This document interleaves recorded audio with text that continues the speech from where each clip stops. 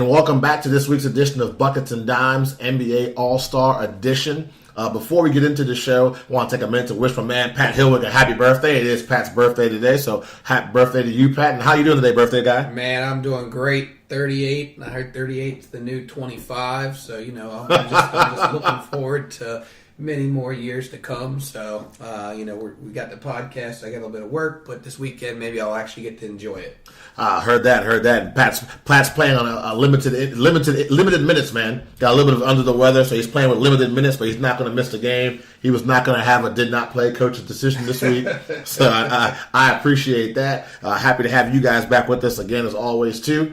Like we do every show, we're going to set it off with our NBA power rankings. I kind of went the way of, I guess, everyone else. I guess the way you can put it with my rankings. Nothing crazy, no big movers or shakers. I don't know. I just feel like last week, a lot of the things you expect to happen as far as team performances, in my opinion, happened. So for my top 10, I have the Bucks at 1, the Warriors at 2, I have the Nuggets at 3, Toronto Raptors at 4, the Indiana Pacers at 5, Philadelphia 76ers at 6, say that 5 times, Houston Rockets at 7, Boston Celtics at 8, the Oklahoma City Thunder at 9, and then making their debut in my top 10, I have the Utah Jazz at 10. Okay, I like it. So, I looked at some stuff this past week, and I know that you're not a big fan of them, but the way the Warriors have been playing, Boogie's back. They're just on a roll. They've won 9 games out of the last 10, 8 in a row. So I've got the Warriors coming in at number 1. They're back to regular season form. Klay Thompson went 10 for 10 for 3-pointers until he finally missed one. That was amazing. That was amazing to watch. I can go on and on and on. So I got the Warriors coming in at 1, the Bucks at 2, the Raptors 3. The 76ers are actually on a roll right now. They've had a couple big wins against the Rockets, the Spurs. 76ers at 4. I've got the Rockets coming in at number 5. Behind them, I've got the Nuggets. So, I've got them down a little bit lower, but, they're kind of slowing down a little bit from the pace where they were at before. They're coming in at number 7.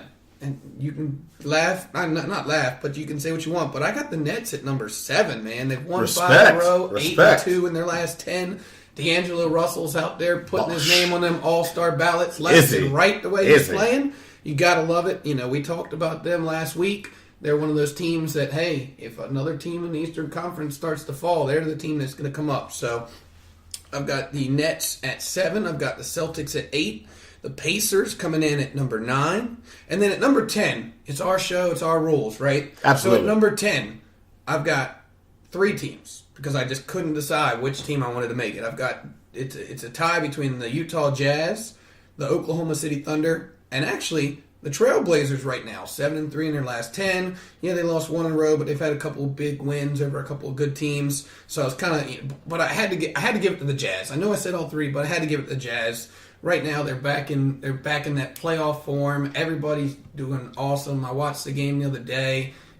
Spider is just out there. The moves that he Mitchell's makes. A beast. Somebody Mitchell's called, a beast. the perfect comparison. Somebody compared him to Dwayne Wade, the old Dwayne Wade, where he could just get between double teams and just his speed and the way that he scored. Comparison. Yeah, I was like, I heard it and I was like, you know what? That's 100% spot on. So that's my top 10. I've got, of course, the Utah Jazz at number 10 and the Nets at number 7. The Nets thing, you and I both have been beating that drum all season long. The Nets are playing good basketball. I actually did an article today. I just put on the website a couple of minutes ago about unsung heroes, guys that I think aren't getting a lot of pub, but have been really key factors in their teams being successful. And I had Spencer and I had D'Angelo Russell from the Nets both of my starting 5. I did a starting 5 of unsung heroes, and I did a bench. So I had those 2 guys starting. So I agree with you. The Nets are on a roll. I don't think it's too far of a fetch to say they're a top 10 NBA team. Yes, I don't have them in my top 10, but that's not something I hear you say, and I'm like, oh my God, I can't believe. I think it's a solid argument you bring, and the proof's in the pudding. take a look at the way they've been playing basketball the last couple of weeks. They've been a top 10 NBA team based on what we've seen the last few weeks from the Brooklyn Nets. Oh, I mean, 100%. Yeah, they got the loss to the Raptors. They played in Toronto. They lost 122 to 105. But then they turned around and they beat the Celtics 109 to 102. Then they turn around and they beat the Rockets 145 to 142. That was a great game. Oh, my gosh. No defense was a great game. Then they turn around and beat the Magic, the Kings, the Magic again. I mean, yeah, the teams that they're beating aren't all, playoff teams or anything like that. But, I mean, it's the NBA. You got to win every game in front of you if you want to stick in that race, because you could lose 4 in a row, and next thing you know, you're out of that 8th spot easily. So True story, that.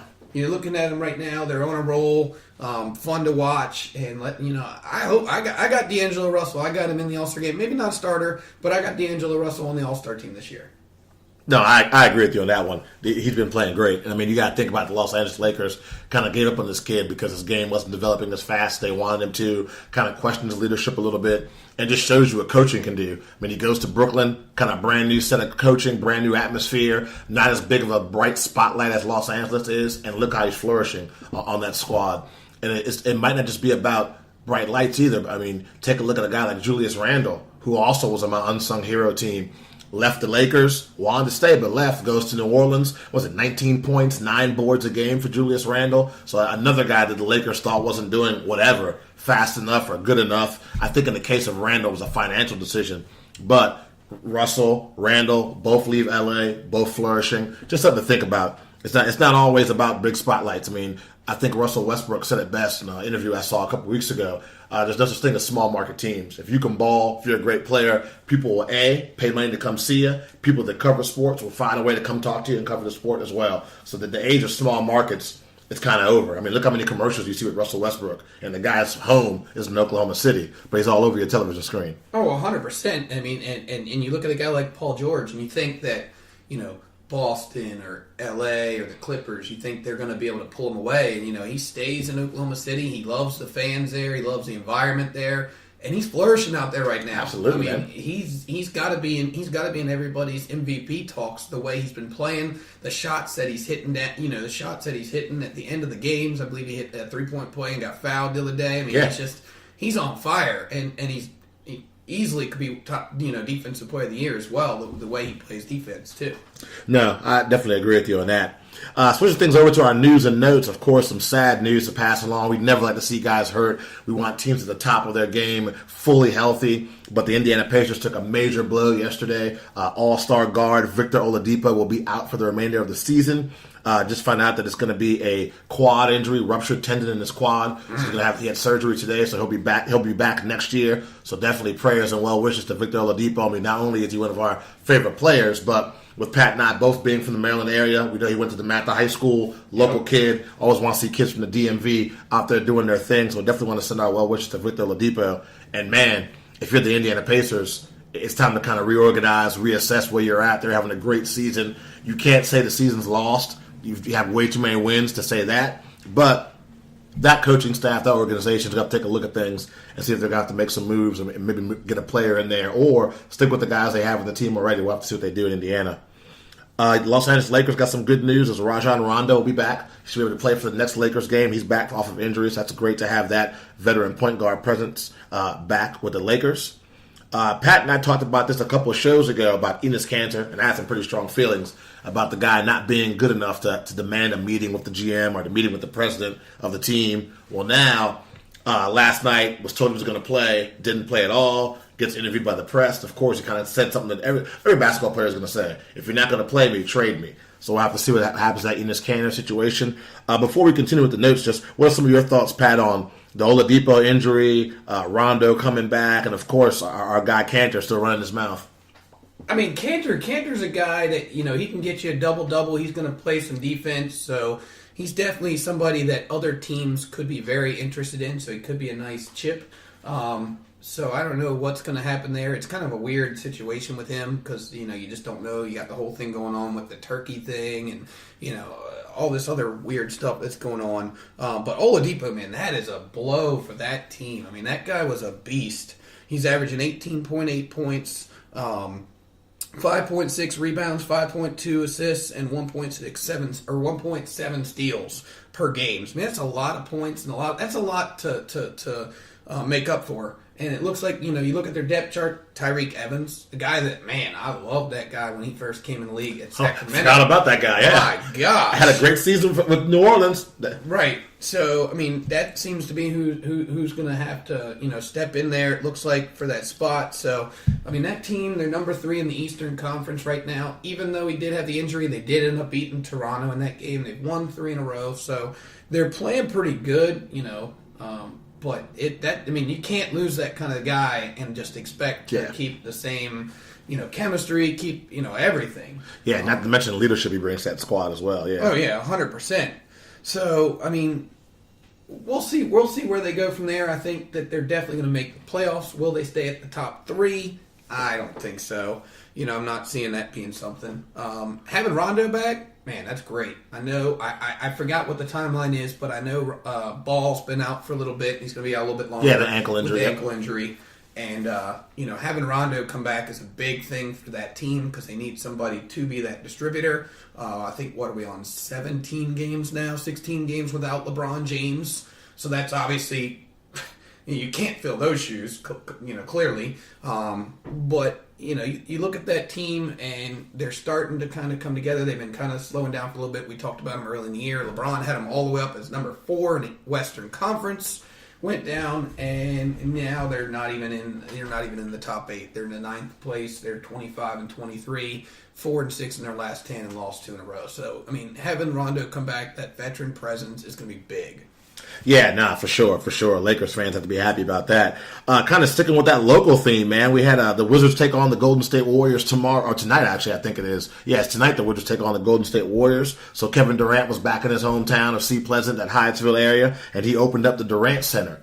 He did by donating $10 million to get that building built. It's going to help kids out as far as financial planning, getting ready for college, things that can help you get ready to have a better life and have you ready to take on the world with all the tools you need. So shout out to KD for getting that center open, bringing it back, taking care of things at home. Definitely much respect to him for that.